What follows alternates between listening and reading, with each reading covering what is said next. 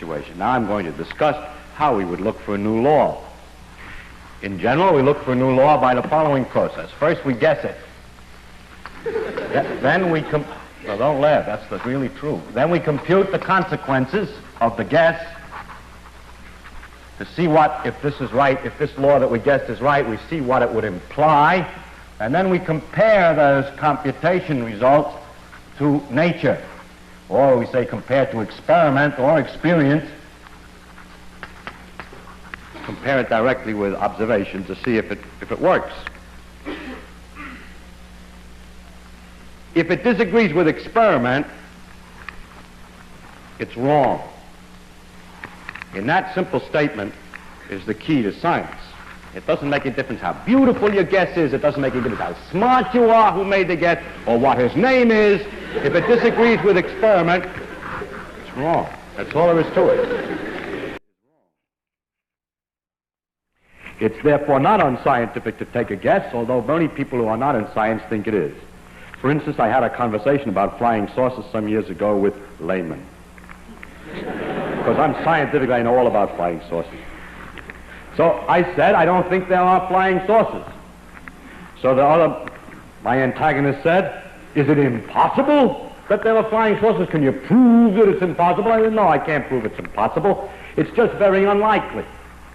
That, they say, you are very unscientific. If you can't prove it impossible, then how can you say it's likely, that it's unlikely? Well, that's the way, that is scientific. It is scientific only to say what's more likely and less likely, and not to be proving all the time possible and impossible. To define what I mean, I finally said to him, listen, I mean that from my knowledge of the world that I see around me, I think that it is much more likely that the reports of flying saucers are the results of the known irrational characteristics of terrestrial intelligence rather than the unknown rational efforts of extraterrestrial intelligence. It's just more likely, that's all. And it's a good guess. And we always try to guess the most likely explanation, keeping in the back of the mind the fact that if it doesn't work, then we must discuss the other possibilities. There was, for instance, for a while a phenomenon called superconductivity. There still is the phenomenon,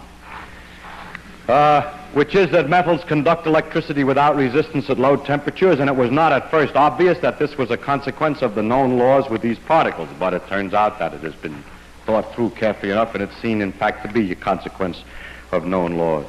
There are other phenomena, such as extrasensory perception, which cannot be explained by this known knowledge of physics here, and it is interesting, however, that phenomenon has not been well established, and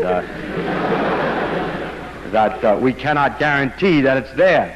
So if it could be demonstrated, of course that would prove that the physics is incomplete, and therefore it's extremely interesting to physicists, whether it's right or wrong, and many, many experiments exist which show it doesn't work. The same goes for astrological influences.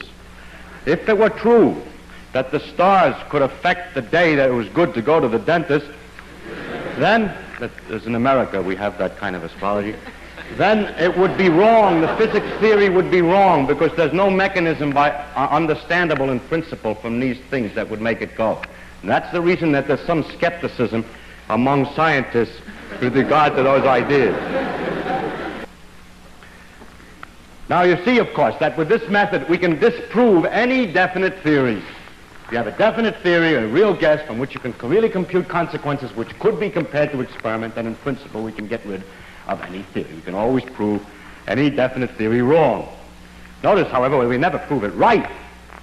Suppose that you invent a good guess, calculate the consequences, and discover that every consequence that you calculate agrees with experiment. The theory is then right? No, it is simply not proved wrong. Because in the future, there could be a wider range of experiments, you can compute a wider range of consequences, and you may discover then that the thing is wrong. That's why laws like Newton's laws for the motion of planets last such a long time. He guessed the law of gravitation, calculated all the kinds of consequences for the solar system and so on, compared them to experiment, and it took several hundred years before the slight error of the motion of Mercury was developed. During all that time, the theory had been failed to be proved wrong and could be taken to be temporarily right, but it can never be proved right, because tomorrow's experiment may succeed in proving what you thought was right wrong. So we never are right. We can only be sure we're wrong. However, it's rather remarkable that we can last so long. I mean, have some idea which will last so long. I must also point out to you that you cannot prove a vague theory wrong. If the guess that you make is poorly expressed and rather vague, and the method that you use for figuring out the consequences is rather a little vague, you're not sure, I mean, you say, I think everything's because it's all due to Mughals, and Mughals do this and that more or less, so I can sort of explain how this works, then you see that that theory is good because it can't be proved wrong. If the process of computing the consequences is indefinite, then with a little skill, any experimental result can be made to look like an expected consequence. You're probably familiar with that in other fields. For example, A hates his mother. The reason is, of course, because she didn't caress him or love him enough when he was a child. Actually, if you investigate, you find out that, as a matter of fact, he did love him very much and everything was all right. Well, then, it's because she was overindulgent when he was young. So by having a vague theory, it's possible to get either result. Oh, wait. Now, the cure for this one is the following. It would be possible to say, if it were possible to state ahead of time how much love is not enough and how much love is overindulgent exactly, and then there would be a perfectly legitimate theory against which you can make tests. It is usually said when this is pointed out, how much love is and so on, oh, you're dealing with psychological matters, the things can't be defined so precisely. Yes, but then you can't claim to know anything about it.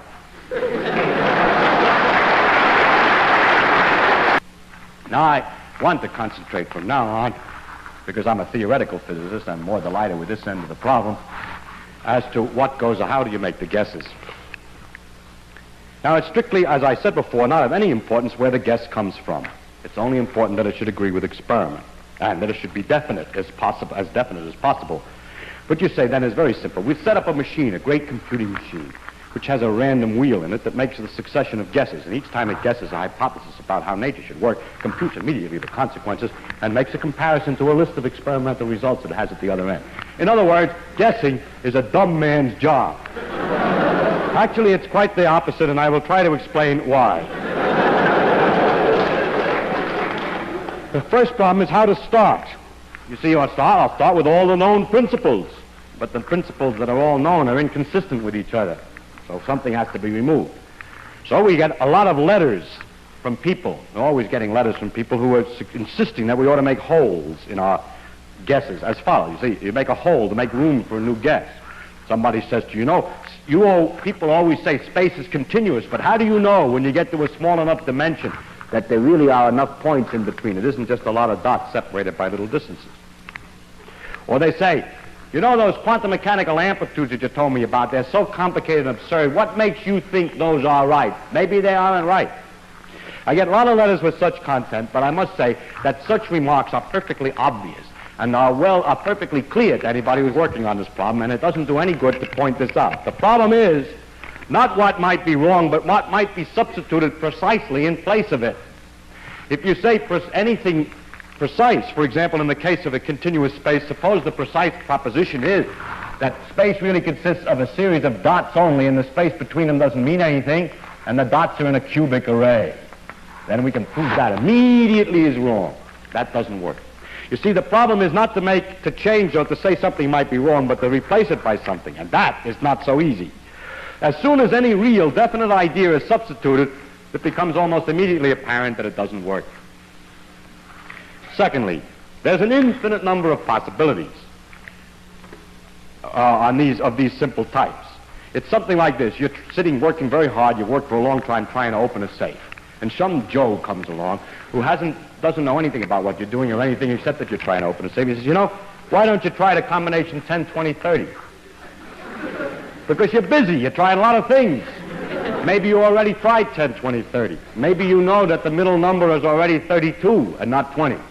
Maybe you know that, as a matter of fact, this is a 5-digit combination. There we go. So these letters don't do any good, and so please don't send me any letters trying to tell me how the thing is going to work.